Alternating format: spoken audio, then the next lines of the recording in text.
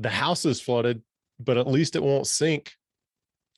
Hey, I have a question for you. If your spouse is in the room, whether they support your investing efforts or not, does having your spouse in the room while you're on a real estate investing phone call, does having them in there, does it make you nervous? If so, I'm here to tell you that's normal. My wife has always supported our investing habits. In fact, she's been the push I needed to make some of our moves at times, right? But especially early in our investing career. I actually wrote a book about it. It's called Make an Offer. It's on Audible, Amazon, whatnot. But especially early in our investing career, it would make me super nervous, right? If she was in the room and I was wanting to talk, I think I was even embarrassed to that level.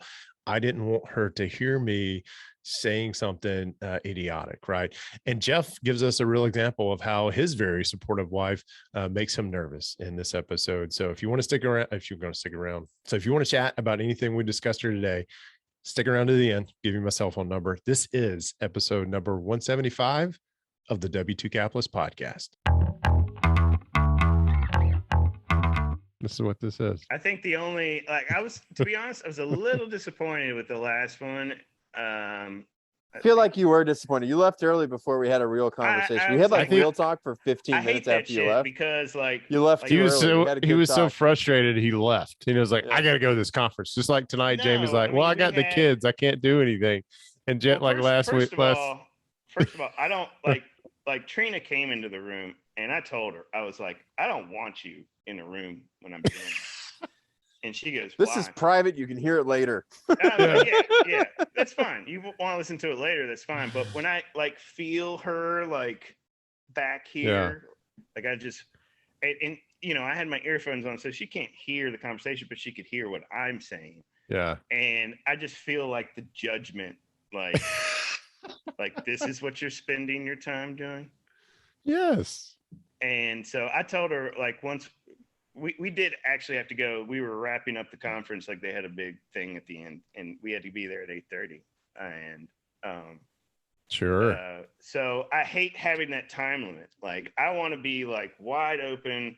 I don't want, I came to one of our houses where nobody's at so that I can speak freely and there's no time limit. She's got the kids, we can go, we can keep on rolling. But I hate it when, I knew I only had an hour to be a part of the last one. And I'm literally just sitting there watching the clock being like, okay, I got 45 minutes, I got 30 minutes, I got, and then she knocks on the door. I don't know why she didn't just go hang out with everybody else. She knocks on the door and I let her in and she was back here on the bed. And I'm like, and she even texted me from the bed, are you about ready? And I'm like, so I mailed it in on Monday. I apologize for that. The only good, there was, it was good conversation, but the only really good thing was when I finished Jamie's statement about his girls going to, and I said STDs, and he said, yeah. I was like, oh, y'all are trying to finish each other's sentences, and you fucked it up. It was funny. I think that was the best part of the podcast, but I walked away going ugh, we did a pretty good job on the first one. Yeah. I think this is definitely gonna top. This is the real shit podcast, man.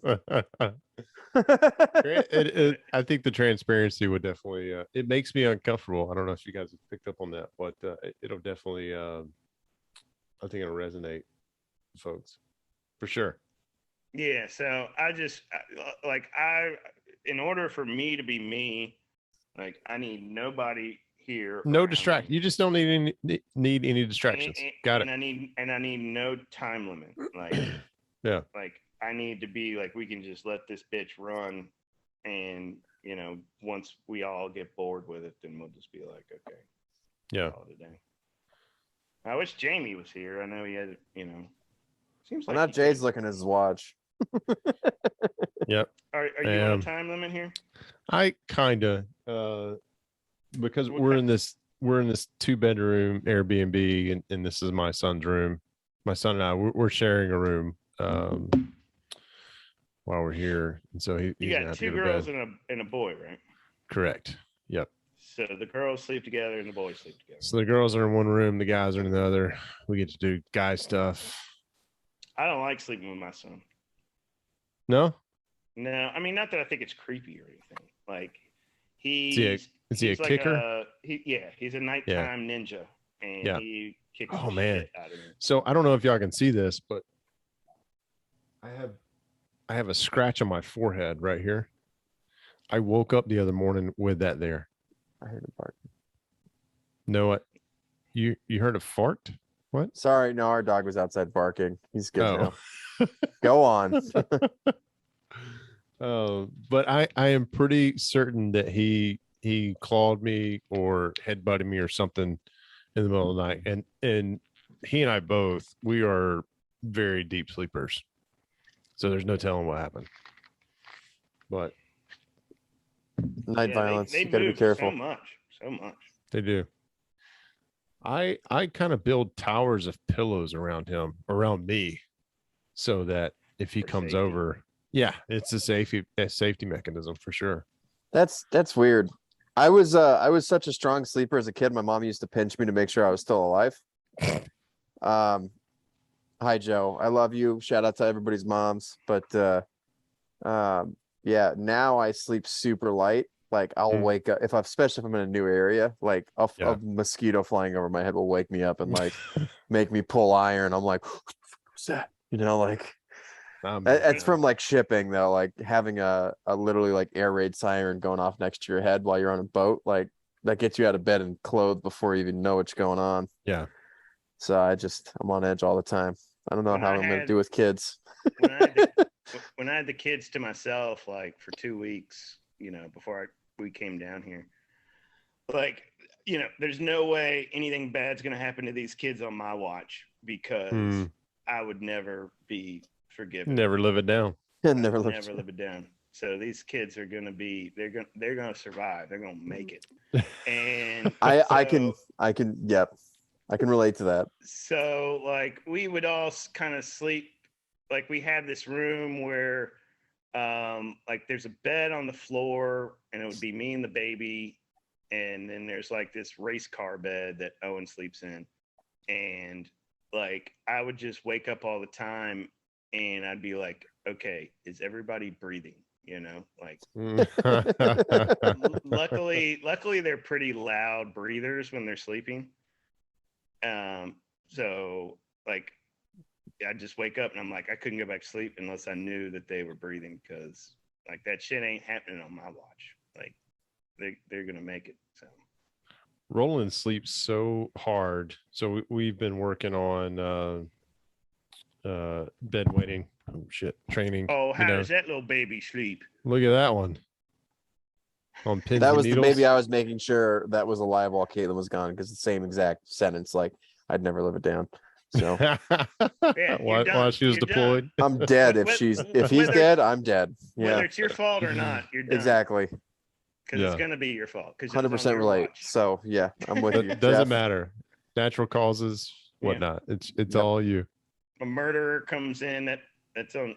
Yeah, on you, still on me. I should have jumped in front of the bullet for Titus. That's it. But he sleeps so hard. Waking him up during the middle of the night. Hey man, you got to get up. You got to get up. I mean, it's like 3:00 in the morning, right? Hey, you got to get up. You got to go to the bathroom. Couldn't wake him up. First night, I'm like basically just bouncing him, like pushing him down. He's hopping up, and he's out of it. And so really?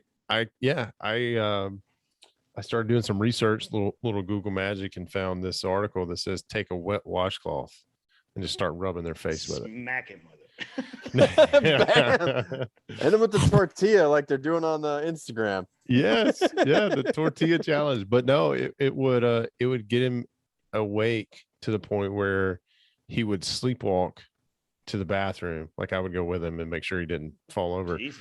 But the next morning, I'm like, hey, you remember me waking you up and you go to the bathroom? No. Like, and because growing up, I did the same thing, had the same issue. Yeah. So, yep. That's crazy. I would get pissed during those 2 weeks because my son would wake up in the middle of the night and he'd have to go to the bathroom. And granted, thank God, Thank God, yeah. to get good for him. But the motherfucker would just come and wake me up and be like, "Daddy, I gotta go potty." I'm like, "Go potty!" Like, You don't know have to where it wake me is. You up know to where it is. The light's Yo, but on. let's be honest. you don't How need scary was permission, that bud. shit as a Like you kid? just do Yeah. it because he would wake Yeah. me up, and then once he was done, then I'm sitting there like wide awake. Then it's like Might as well get you up, know, get to work. well, it's always like at 3 a.m. You know, like I'm not a Marine or anything, but What- I was just like, just go to the bath. Like, you don't have to tell me, buddy. Like, you know where it's at. Like, it's cool. Do y'all ever wake up during? I have this problem quite frequently. I'll wake up. It's 3 o'clock in the morning. Matter of fact, Monday night, Tuesday morning, I woke up to I don't know what. It's 2:55, and I'm like, well, shit, I'm up, and I just got up. Every Yep. time. Y'all do that? Do y'all have Hell that yeah. happen? I I literally like have the that worst story. sleep schedule. Go ahead, like, Jeff. It doesn't matter whether I go to bed. Like sometimes I'll like when I put the kids down, I'll lay with them, and then I'll just be like, all right, fuck it, I'm out. Yeah. And sometimes like I'll just get back up and watch some TV or whatever. But I constantly all the time will wake up at like 3 or 4, and I'll wake up and look at my phone and be like, fuck, You're just hoping that think- it's 6 o'clock, right? Yeah. praying that it's 6 o'clock. I- And it's just like 2 or 3 or something like that. And I'm like, God damn it. Yeah, but you're wide awake. You're wide awake, right? Yeah. Yeah, you're wild. you ever- it's like you're ready to start the day. So are you you do. ever? Do you ever correlate that for both of you guys? This question. Do you ever correlate that with how much stress you're currently under when you do Oh, that? totally. Like, is it consistent? Where like if you're in low stress, you like can go back to sleep, but if you're in high stress situations, like you're in the middle of finishing a rehab, or like you're trying to close on a deal or something stressful's going on, you're like fuck, and then like you're just awake. Do you notice a correlation there, or am I kind of just thinking crazy? Sometimes maybe. I don't think it's stress for me. I think it's more of a driven factor. Like I have a severe problem where I will work myself to sleep, and I mean my body just shuts down. I mean it's like I think I might be I borderline. do that too. Is it Yeah. narcoleptic where you just fall No, asleep your body like this? knows that it needs Yeah. sleep. Like Trina gets so mad Yeah. when we're going through like certain stressful situations, and she wants to fucking sit up till fucking 1 o'clock in the morning talking about it. And I'm like, no, like my brain shuts down at like, for Yeah. true important, like I can talk after 9, obviously, but for like true important discussions, like I'm donezo by then. Yeah. But Well, this was like 4:30 in the afternoon one day last week. Is the most recent example. This does happen quite frequently. I lay down on the floor in the living area, propped up with a pillow, just sitting there watching some TV, just trying to take a break. We eat an early supper and whatnot, and the kids are jumping on me, and I'm like, oh my God, what are y'all doing? I feel like I'm about to break a rib. Next thing I know, and that's the last thing I remember is them jumping on me, right? Next thing I know, I wake up to them they've ate supper, and I wake up and there's puzzle pieces all over me. And they had just been working played with some around you? pizza, and they started putting them on me to see if they could wake me up by putting them all over me and everything. But it was like a 2-hour cat nap, and it was just like I woke up and I was like, what just happened? I just time traveled. What? Yeah, I did. It felt like it, and that happens quite frequently. But I don't call think that it's crashing. stress related. Well, no, I think it is. Well, maybe not stress, but like work related and stress related. Like it's all kind of the same thing. Cause like I got to double check on it, but like working releases the same hormones as stress, testosterone or whatever. Serotonin? Cortisol.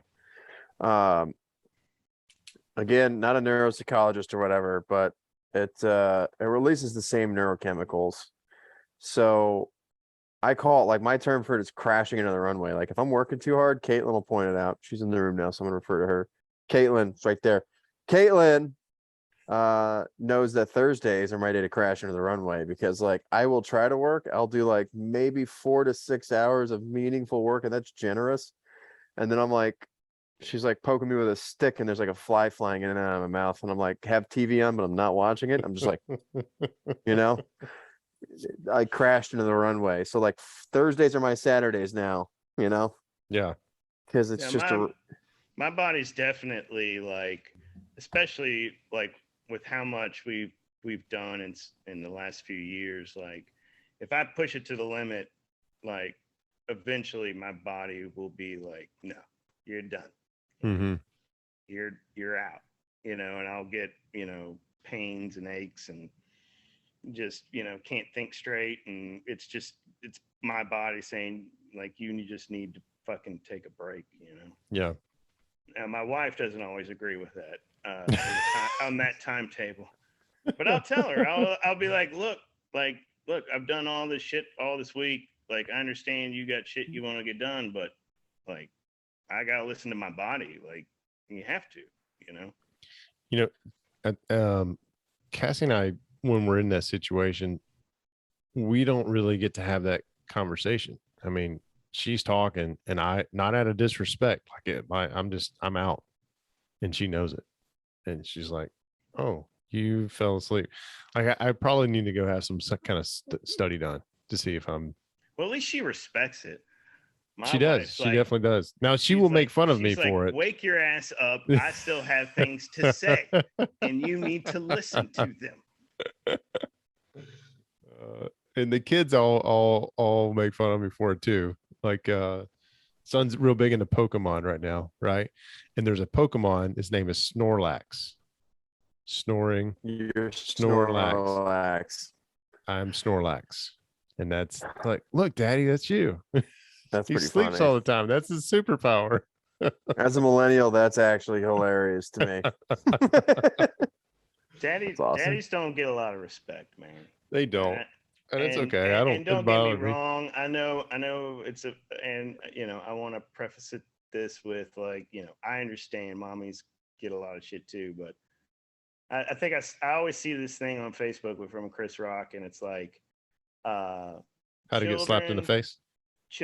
Not that. Children, women, and dogs get unconditional love. Men have to earn that shit. Mm-hmm. And even when we do, it's like just kind of overlooked. Y'all remember in the community, I posted that question, what is your superpower? Mm-hmm. Right? Y'all remember seeing that post? So I asked my wife and kids, hey guys, if you just looking at me, what would be my superpower? And it was almost like they all knew the right answer, and they all kind of turned and smiled at the same time and just sleeping. They're like, you could go to sleep like a drop of a hat. And I'm like, that's feeling the respect. Are you? I meant like, if I'm a superhero, what's your superpower? And here comes Snorlax. Like, great. Brody, have you ever had a water issue like Jeff was explaining earlier, like a leak kind of thing? I'll be right back. Hang on. He's got to go take an evening glory. Or does it have to be like a house? Yeah, an evening glory. Evening glory. Sweet King. So yeah, I've had some issues with water. Flooded. There was an apartment that was flooded one time. That freaked us out. The dishwasher. And it was leaking down into another apartment. So what happened was like our tenant that we were managing the property. Yeah, Caitlin's looking at it. She chimed in. She's like, "Oh, what? Huh? Adam?" I'm like, yeah, not his fault at all. So here's some real estate advice. No dishwashers, no garbage disposals in your rentals. But if obviously you're running an Airbnb, you want a little higher quality stuff. No garbage disposals, because somehow the garbage disposal that we had had a full blockage in 3 units. Yeah. Maybe we should have gone and called Home Depot and asked for some money, like maybe we should have, but it wasn't that bad. Like, hey, your garbage disposal has caused some damage in our properties, not once but thrice. There's a trend there. There is a trend. So the garbage disposals didn't allow the dishwashers to drain, and they failed like overnight. And wow. I took one of them off. One of them was filled and gross. Another one, the other two I took off weren't filled and gross. I have no idea. Like without fully dissecting. Do you know how many times, and this is as a home inspector, do you know how many times I've inspected a home and they have a garbage disposal and I'm supposed to go in there and check the dishwasher, and it's got that little place where you connect the hose. Yeah. But you have to poke out the plastic thing. And so many people just think that they can just connect the hose and that's it. But you still got to poke out the plastic thing, because if you don't have a dishwasher, then that keeps it. You can still have the garbage disposal. Jeff, I love you, man, but I'm not that dumb. I'm dumb, but I'm not that dumb. Saying. I'm just saying. Just saying. Thank you for checking me. Yes, it was. Because they worked. So they worked before. So they were working and then they stopped working. And not only that, they actually froze solid. Like some piece broke, either a bearing stopped working. It's like when you turn it on, there was a high-powered humming noise and they tripped out the breaker, meaning that it stopped moving and there was so much juice going to this thing to try to spin it, it tripped out the breaker or tripped the GFI outlet or whatever. So it was weird. It's weird, something to keep an eye on. But anyway, so yeah, a water story. It started flooding. The guy called us at like 10:30 at night. And I said, hey man, we can't get anybody out there right now. Please go to your, I said, go to your water closet. There is a ball valve in there. Shut it off if you don't need any more water for the evening. And if in the morning you're good without taking a shower, like we can get it handled by tomorrow. Figure out what the issue is and get it sorted. And then obviously like first thing in the morning, we started like hitting everybody up in our local RIA and just like, we need a plumber today. Had a flood. We got a guy, he was okay. He's not available. Anybody else have a guy that's like Johnny on the spot? And thankfully, like somebody hooked us up. Joey. Yeah, but Taylor, what's her name? Hudgens? Oh yeah. Yeah, Taylor Hudgens. Shout out to Taylor Hudgens. Thank you very much for recommending Joey. But he was able to get over there and he's like, yep, garbage disposal froze up. I'm just gonna hard pipe everything. And we said, thank you, man. Yeah, get rid of the garbage disposal. We don't want those anyways because they're gonna be just another maintenance issue. And yeah, so it took out like 2 lights, a little bit of drywall, but it wasn't bad. Maybe like 5 gallons. Like the dishwasher only uses like 3 to 5 gallons. So like 3 of them were still in the dishwasher. 1 gallon snuck out, got under the floors. So we like dried it out, got the drywall nice, like no mold, thankfully. Like it could have been much worse. But like we had like all right, this is our SOP, mainly because like Brody's been on ships where flooding and fires have occurred. Not like life and death scenarios. I've been trained for that, and we've had like, drill press catches on fire, number 1 diesel catches on fire. Like we've had that before. We've had like flooding, like, okay, pipe burst or somebody left a hose running. That was also me. I'm sorry, guys. And I'm trying to look. I'll fess up. That shit gave me PTSD. That was dumb as fuck. So we had an emergency. I had a garden hose filling a chem feed tank, and we had another emergency, and I forgot to turn off that hose filling the chem feed tank, and it flooded like a whole level of the ship. And I was like, God, oh no. So thankfully we're in the middle of the ocean. Water goes in the ocean. So we were able to get this fresh potable water just kind of like into a deck drain. So it wasn't like end of the world, but it scared me. And they're like, Brody, calm down. I was like blacking out. I was panicking so much. So like that inoculated me to a lot of like, oh, the house is flooded. Like you're not going to sink. It could be worse, So like I'm far less out like with houses. So like she's okay. Yeah. She's freaked out. I was like, it's fine. It's just a little bit of water in the house. Don't worry about it. But like I know, like, okay, we need less hand movements because I think it's messing with your video. Sorry. Jay, did you see that too? Moving too fast. I did, yeah. All right, so just calm down, take a breath, kiss your wife. That's exactly like slowly kiss your wife. Yeah. Calm down with the hand movements. When you leave a review, and I hope you do, don't forget to tell us who you are, and leave 5 stars. That's from Dirty Jobs Micro. Listen, guys, if you're interested in exploring any of the products or services that I use to make my real estate investing career easier, or you want to explore joining us in the W2 Capitalist community where you can hang out with guys like myself, Brody, Jamie, and Jeff on a routine basis, there's going to be a link somewhere in the description or comments or something like that, wherever you're watching or listening to this podcast. But as promised, if you have any questions whatsoever, or you feel like I can help you in anything we talk about here today on this episode or any of the previous episodes, send me a text. I was going to say, give me a call, but chances are, if you're not in my phone book, I'm not going to answer. So send me a text. Let me know what episode you're listening to and how I can potentially help you. We'll find a time to get on a call. Okay. My cell phone number is 205-249-0248.